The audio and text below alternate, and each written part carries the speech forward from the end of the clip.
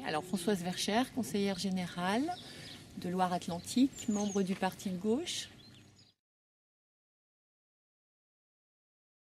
Un historique de la lutte. Alors la lutte est très ancienne, ça va être probablement une des plus anciennes de France puisque dès le début des années 70, les agriculteurs et les paysans locaux se sont opposés à ce projet qui a subi quelques oublis, quelques enterrements de première classe et puis il est réapparu au début des années 2000 et à ce moment-là la lutte s'est diversifiée puisqu'aujourd'hui il y a des citoyens opposés au modèle que représente cet aéroport, des agriculteurs, des habitants locaux qui ne veulent pas qu'on impose ce développement à leur territoire, des élus dont je fais partie, un collectif important de plus de 500 élus locaux qui ne veulent pas du modèle de développement induit par cet aéroport. Et puis partout, je crois maintenant, des gens qui voient là la cristallisation d'un certain nombre des problèmes de notre société. Et donc la lutte est aujourd'hui variée. Elle a débordé largement les cadres de Notre-Dame-des-Landes puisque partout en France, il y a des comités anti-aéroport et on dit maintenant non à Notre-Dame-des-Landes et à son monde. Je crois que c'est important de préciser ça.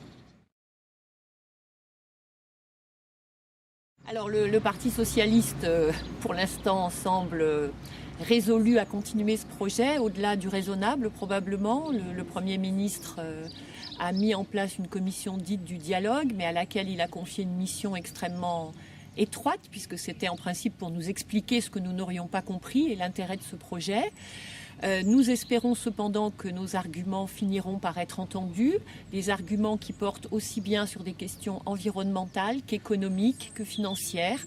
Tout dans ce projet est à revoir. Il est inutile, il est destructeur, il est coûteux à un moment où l'argent public est rare et on en parle tous les jours. Il serait criminel de poursuivre le projet. Alors les élus Europe Écologie Les Verts qui sont au gouvernement sont dans une position compliquée puisqu'ils sont opposés à ce projet. Cécile Duflot avait dit qu'elle ne passerait pas d'accord avec le Parti socialiste. Elle l'a fait tout de même.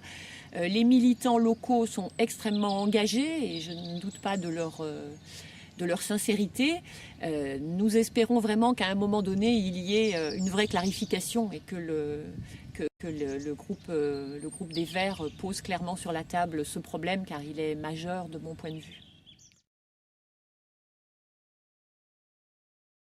Alors le parti de gauche a été très clairement contre ce projet dès le démarrage parce que précisément, comme je le disais, il symbolise beaucoup de choses. Il symbolise une vision du développement d'hier, celle du développement des 30 Glorieuses, alors que nous savons que le monde dans lequel la jeunesse va vivre va être soumis à des contraintes, à une crise écologique, à une crise économique.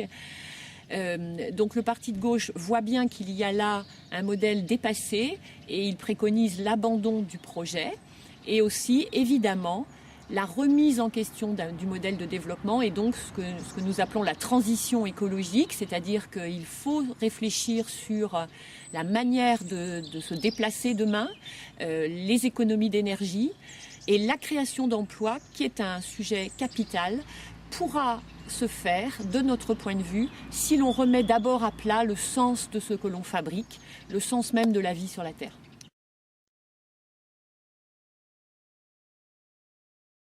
Alors, les prochaines dates à retenir, c'est au début mai, une grande chaîne humaine. Donc nous attendons 30 à 40 000 personnes pour encercler la ZAD, qui était la zone d'aménagement différé, qui est devenue la zone à défendre. Donc pour montrer pacifiquement par des milliers de citoyens que nous ne voulons plus nous laisser imposer le modèle qui va dans le mur et malheureusement que certains veulent encore continuer à nous appliquer. Donc ça c'est un rendez-vous très important. Il y aura aussi un rendez-vous cet été, début août, sur place. Et puis ce qui est aussi capital, c'est de dire qu'il y a 200 groupes partout en France qui sont des comités de soutien à la lutte contre l'aéroport de Notre-Dame-des-Landes et qui partout porteront cette parole, préservation des ressources, de la terre, des zones humides, nouveau modèle économique, nouveau sens à la vie. Merci.